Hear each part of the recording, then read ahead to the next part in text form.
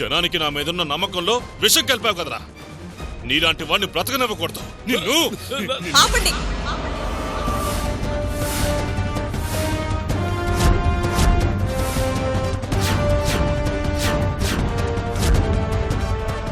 ఇంకో దెబ్బ మా ఆయన మీద పడితే ఊరుకునేది లేదు. అమ్మా నీకేం తెలీదమ్మా, నువ్వు తప్పుకో. నువ్విక్కడ కమ్మగా తిను. అక్కడ నీ మొగుడు జైల్లో తన్నులు తింటూ ఉంటాడు.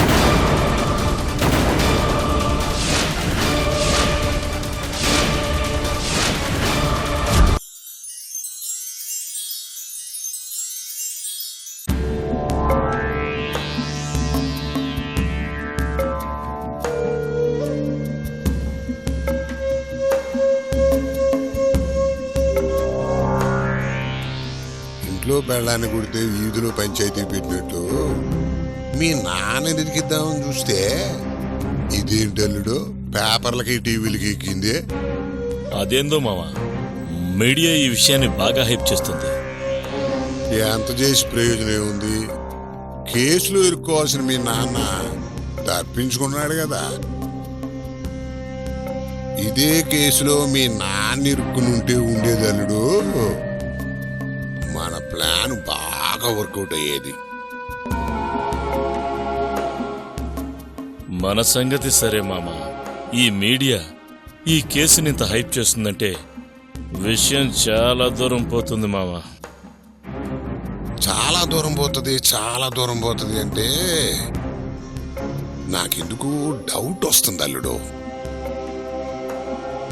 ఆడు తిరిగి ఇడు తిరిగి తీగలాగితే డొంకంతా గదిలినట్టు మన పేర్లు బయటికి రావు కదా. జాగ్రత్త జాగ్రత్త. ఆ మాట అంటేనే అంత కంగారు పడుతున్నావు. అదే జరిగితే ఇంకేమన్నా ఉందా? లేదు మామ, అలా జరగకూడదు. మన పేర్లు బయటకు వచ్చాయంటే సునందకి మన గురించి తెలిసిపోతుంది మామ. నీ భార్యకి తెలిస్తే ఇంకేమన్నా ఉందా? ఇన్నేళ్లుగా నీ భార్య నీ మీద పెంచుకున్న నమ్మకం పోయి మీ నాన్న మీద ప్రేమ పెరిగిపోదు. లేదు మామ, అది మాత్రం జరగకూడదు. సునందకి మన మీద ఉన్న నమ్మకం అలాగే బతికుండాలి. బతికే ఉండాలి అంటే ఈ కేసు విషయంలో తెర వెనుకున్న మన గురించి ఎవరికి తెలియకూడదు. ఏదో ఒకటి చెయ్యి మావా, లేదంటే మొత్తం తేడా వస్తుంది. అల్లుడు, మందులో ఉన్నప్పుడు మైండ్ బ్రహ్మాండంగా పనిచేస్తా అంటారు కదా. ఒక లార్ చేసి తీవ్రంగా ఆలోచిస్తా.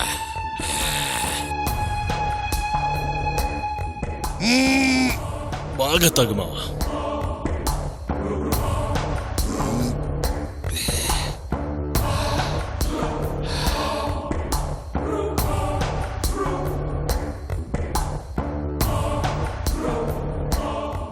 తప్పు నేనే చేశానని ఆ సత్యగాడు ఎలాగో జైలుకి వెళ్ళి కూర్చున్నాడు. అవును, అది అబద్ధం. ఆడికి ఏ సంబంధం లేదని నీకు నాకు మాత్రమే తెలుసు. అయితే అదే నిజమని, వాడే ఇదంతా చేశాడని కేసుని స్ట్రాంగ్ చేశాననుకో. ఎలాగా మావా? వాడు ఎలాగో ఒప్పుకున్నాడు కాబట్టి కేసు ఫైల్ చేయించి కోర్టులో వాడికి శిక్ష పడేలా చేశాం అనుకో.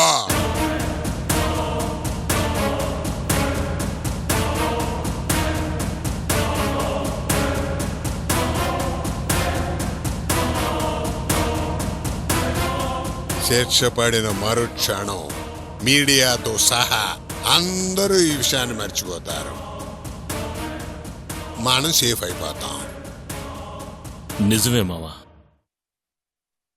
వాడికి శిక్ష పడితే ఇక మన గురించి ఎవ్వరూ ఆలోచించరు. కానీ కేసు ఫైల్ చేసి వాణ్ణి కోర్టు దాకా తీసుకెళ్ళి శిక్ష పడేలా చెయ్యాలి అంటే ఆ ఎస్ఐ గాడున్నాడే, వాడి హెల్ప్ మనకు కావాలి. అందుకు వాణ్ణి మేనేజ్ చెయ్యాలి. ఎలా మావా? ఆ ఎస్ఐని మేనేజ్ చేయటం పెద్ద కష్టమే కాదు అల్లుడు. ఓ, వాడు డబ్బు మనిషి. డబ్బు ఎవడిస్తే వాళ్ళ పక్కే ఉంటాడాడు. ఆ, నీకు ముందే పరిచయం ఉందా మావా? పాత పరిచయం ఉందిలే అల్లుడు. ఆహా. అయినా వాడు డబ్బుకు మర్యాద ఇస్తాడు గాని పరిచయానికి మర్యాద ఇవ్వడం. వాడికి కావాల్సింది వాడికిద్దాం, మనకు కావాల్సింది మనకు చేసి పెట్టమందాం. అయితే సరే, ఇప్పుడే ఫోన్ చేసి మ్యాటర్ తేల్చేస్తా.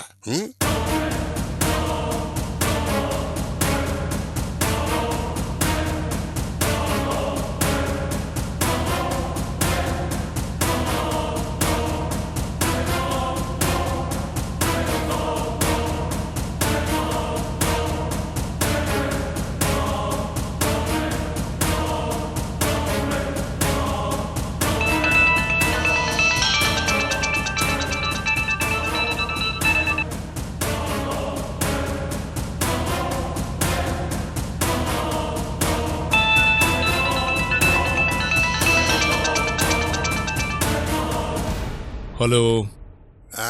హలో, నమస్కారం అచ్చయ్య గారు. నేనండి చలపతిని. ఏ చలపతి? అదేనండి, ఆ మధ్య పాత కేసులో 5,000 ఇచ్చి బయటపడ్డానే ఆ చలపతినండి. ఓ నువ్వా? నాకు మనుషులు గుర్తుండ్రు. ఇచ్చిన మనీ గుర్తుంటదని అది గుర్తు చేశారండి. సరే, ఏంటి విషయం? ఏమన్నా కొత్త కేసా? తమలాంటి వారికి ఊరికే చేయను కదండి. డ్యూటీలో నేను ఎంత సిన్సియరో నీకు తెలుసుగా. ఆ సిన్సియారిటీ గురించి ఆలోచిస్తేనే మీరు గుర్తొచ్చారు. బాగానే గిట్టుబాటు అవుద్దా? అందులో అనుమానం లేదండి. అయితే చెప్పండి. అసలు విషయం ఏంటంటే,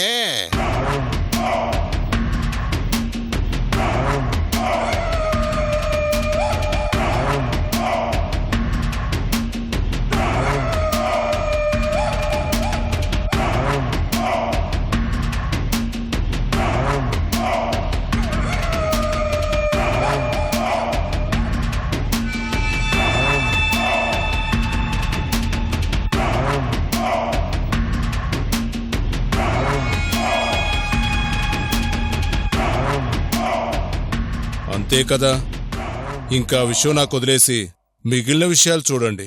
ఇంకా చూసేదే ఉంది. మీ సిన్సియారిటీ తగిన బహుమానం మీకు అందిస్తాను కదా. సరే సరే.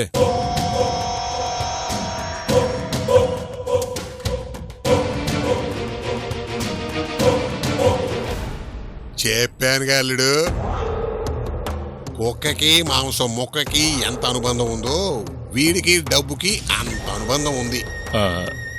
ఇంతకీ మన పని చేసి పెడతాడంటావా మావా? అల్లుడు, ఆడు డ్యూటీ విషయంలో ఏమో గాని ఇలాంటి విషయాల్లో మాత్రం చాలా సిన్సియర్. ఇక మన పని అయిపోయినట్టే. అల్లుడు, మందు మహాలక్ష్మి ఎదురు చూస్తుంది. కానీ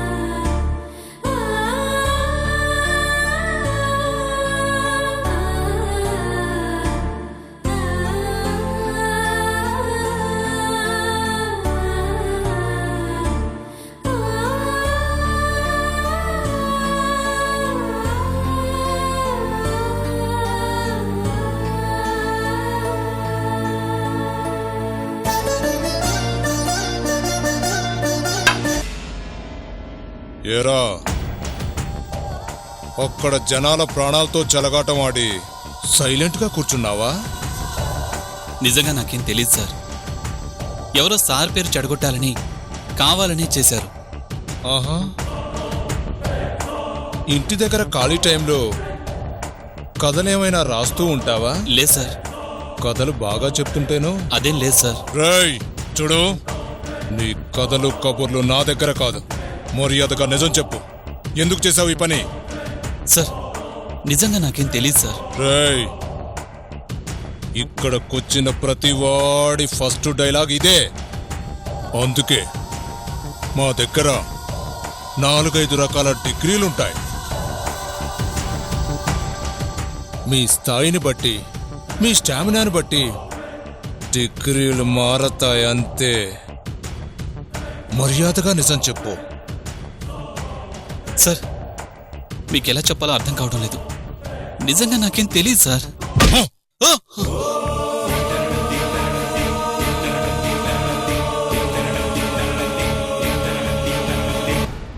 మర్యాదగా చెప్పమన్నప్పుడు వినాలి.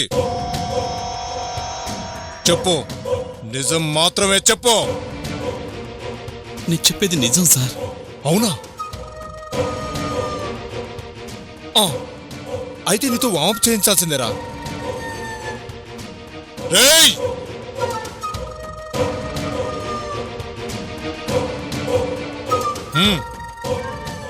చెప్పు, ఎందుకు చేశావు? ఎవరు చేయించారు ఈ పని? సార్ మీరు ఎన్నిసార్లు అడిగినా నిజంగా నాకేం తెలియదు సార్. రాయ్, వీడికి ఏమీ తెలియదట. కానీ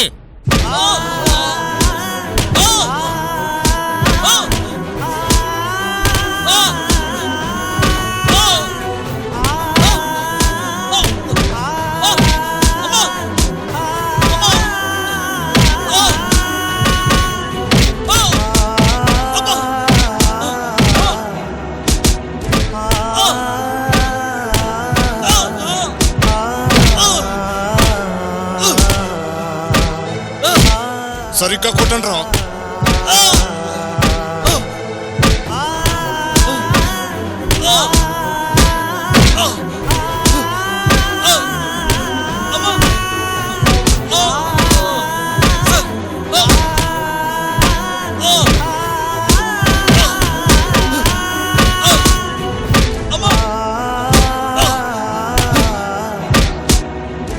ఆపండ్రా.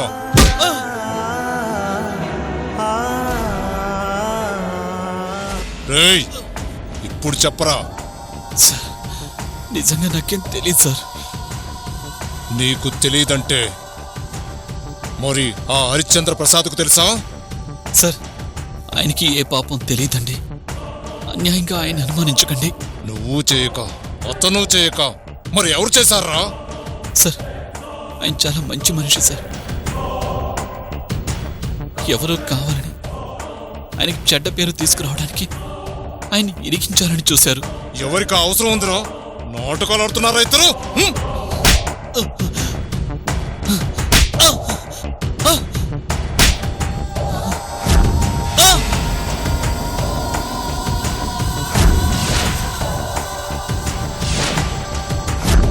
ఇప్పటికీ చెప్తున్నాను, నిజంగా మాకేం తెలియదు.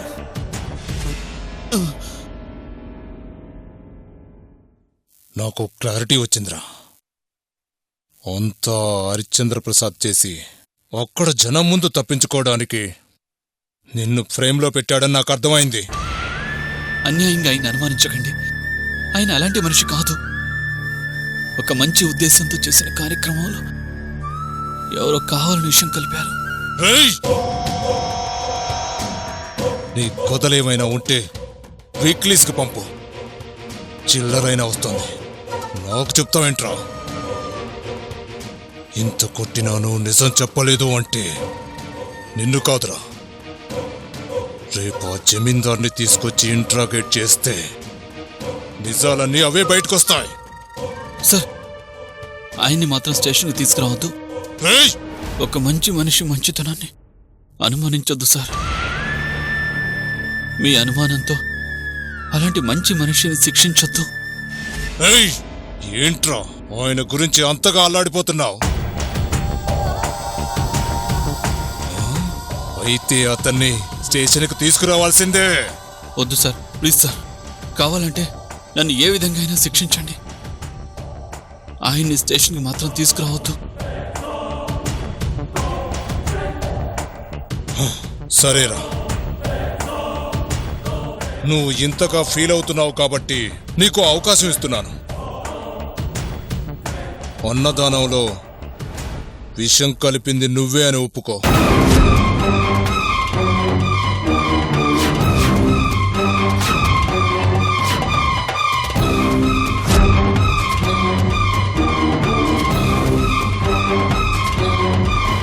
ఒరేయ్, నువ్వు ఒప్పుకుంటే నీ జమీందార్ని స్టేషన్కి తీసుకురావాల్సిన అవసరం ఉండదు. లేదు అంటే రేపు నీ ప్లేస్లో ఆయనుంటాడు. వద్దు సార్, వద్దు సార్. సార్ నేను చేయొద్దు. అంటే నువ్వు ఒప్పుకున్నట్టేగా?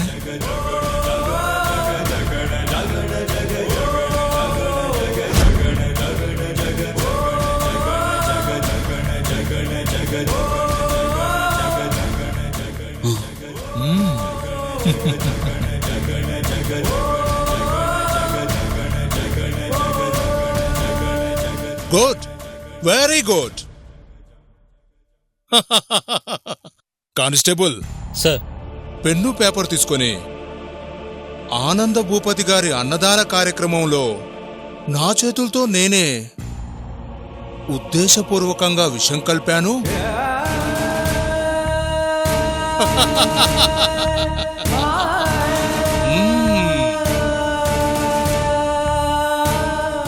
ఇది నేను పూర్తి స్పృహలో ఉండి చెబుతున్న మాట.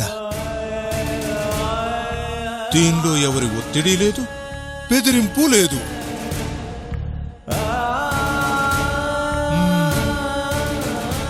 అని అందంగా రాసుకొనిరా. ఓకే, వెళ్ళు. సార్ అది ఏయ్, ఏంటి ఆలోచిస్తున్నావు? వెళ్ళు.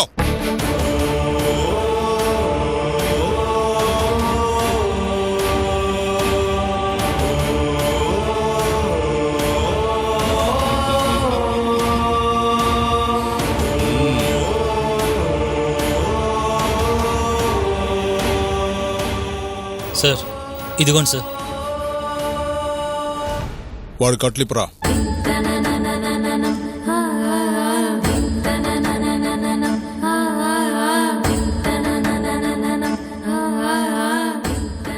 సంతకం పెట్టు.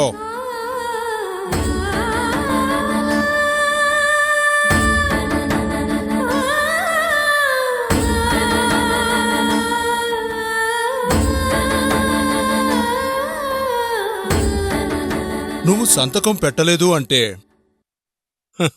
ఆ హరిశ్చంద్ర ప్రసాద్ని. సార్ వద్దు సార్, నేను సంతకం పెడతాను. పెట్టు మరి.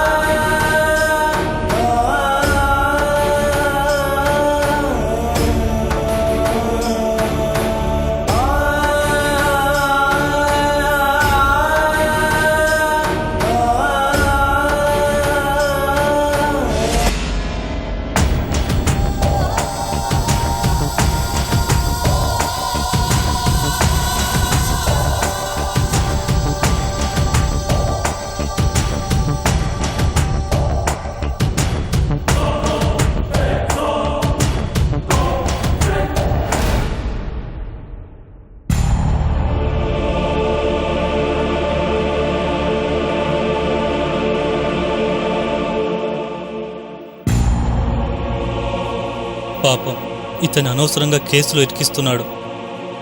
ఎవరి దగ్గరో డబ్బులు బాగా ముట్టినట్టున్నాయి.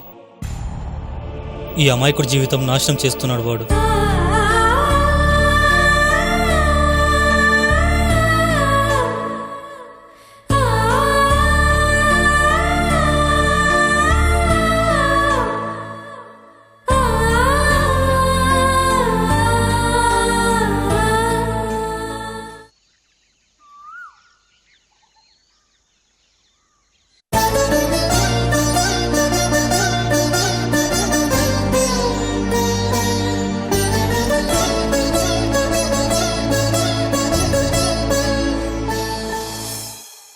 అయ్యగారు కాఫీ తీసుకోండి. వద్దమ్మా.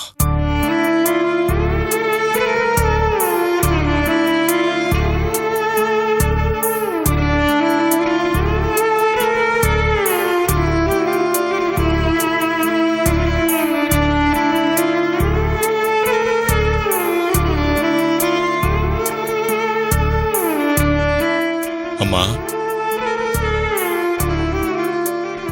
చెప్పండి. రాత్రి నిద్రపోయావా? కడుపుతో ఉన్నవాళ్ళు కడుపు నిండా తినాలి, కంటి నిండా నిద్రపోవాలమ్మా. ఆ రెండూ నువ్వు చేస్తున్నట్లు లేదు. అదేం లేదండి. నిన్ను చూస్తే తెలుస్తుందిలే అమ్మా, నువ్వు చెప్పేది అబద్ధమని. నీకు తిండి నిద్ర దూరం కావడానికి ఒక రకంగా కారణం నేనే కదమ్మా.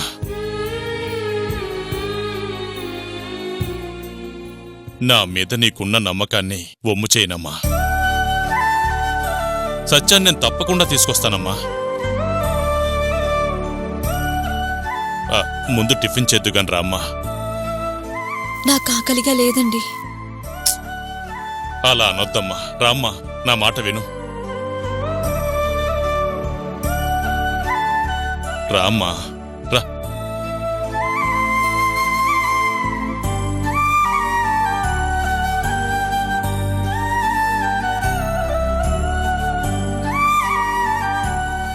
రా, కూర్చో.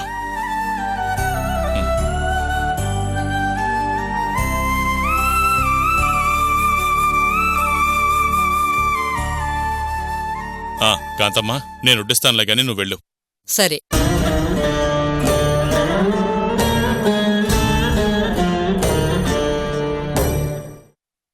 ఏంట్రా బెదిరిస్తున్నావు?